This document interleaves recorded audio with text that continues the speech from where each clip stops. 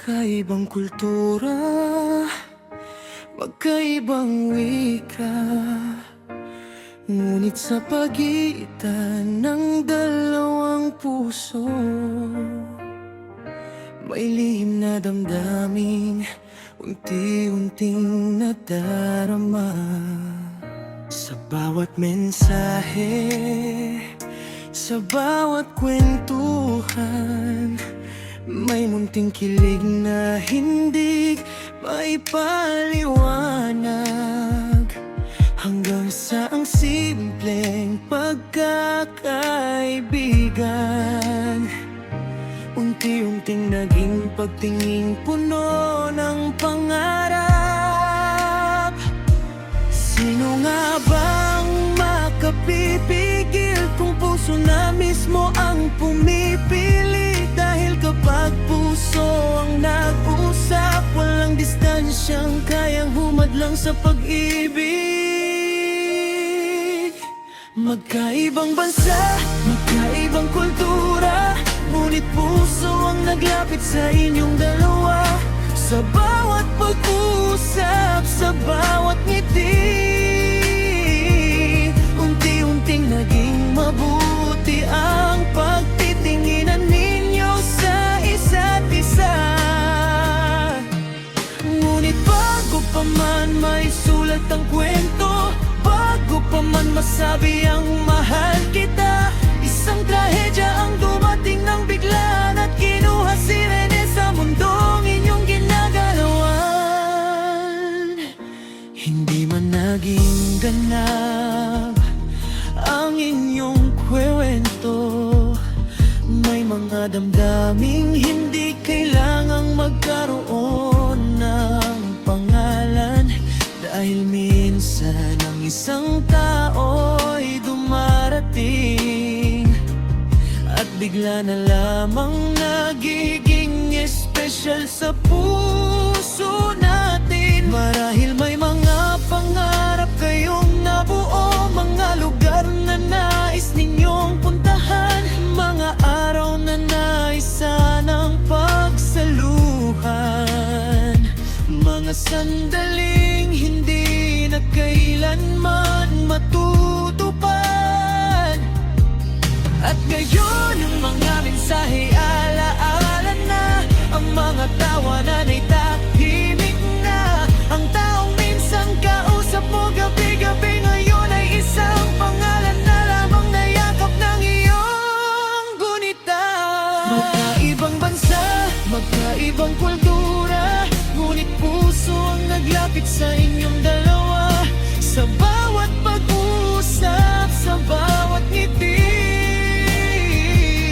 unti-unting naging mabuti ang pagtitinginan ninyo sa isa't isa. Ngunit bago pa man may sulat ang kwento, bago pa man masabi ang mahal kita, isang trahedya ang dumating ng biglaan at kinuha si Rene sa mundong inyong ginagalawan. Susing kung minsan ay napapaisip ka, paano kaya kung hindi nangyari ang lahat? Paano kung nagkaroon pa ng pagkakataon? Paano kung ang bukas ay dumating para sa inyong dalawa? Ngunit may mga kwentong kahit maikli ay nag-iiwan ng sugat at alaala. May mga pagmamahalang hindi man natuloy, ngunit naging totoo sa puso bago pa man sila nagpaalam. At marahil sa kabilang dako ng langit, isang ngiting pamilyar na naghihintay. At kung maririnig ni Rene ang iyong tinig, baka sabihin niyang salamat sa panahong naging espesyal tayo sa isa't isa. Magkaibang bansa, magkaibang kultura, ngunit pag-ibig ang wikang nauna ng inyong mga puso. Hindi man kayo umabot sa altar o panghabang buhay, may isang kwentong minsang nagsimula sa simpleng pagkakaibigan.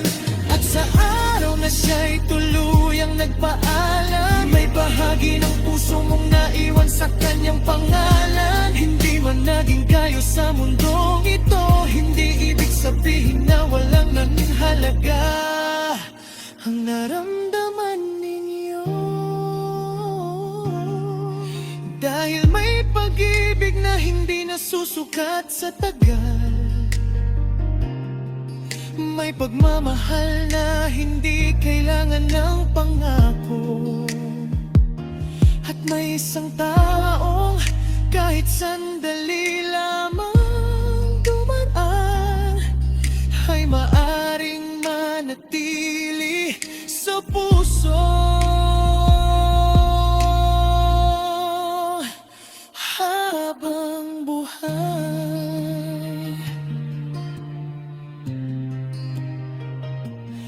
Goodbye, Rene. Hindi man natin nalaman kung saan sana hahantong ang kwento. Salamat sa isang pag-ibig na muntik nang maging totoo. Suzanne, hawakan mo ang magagandang alaala. Huwag ang mga sanad at paano kung, dahil minsan ang pinakamalungkot na kwento ng pag-ibig ay hindi yung nabigo,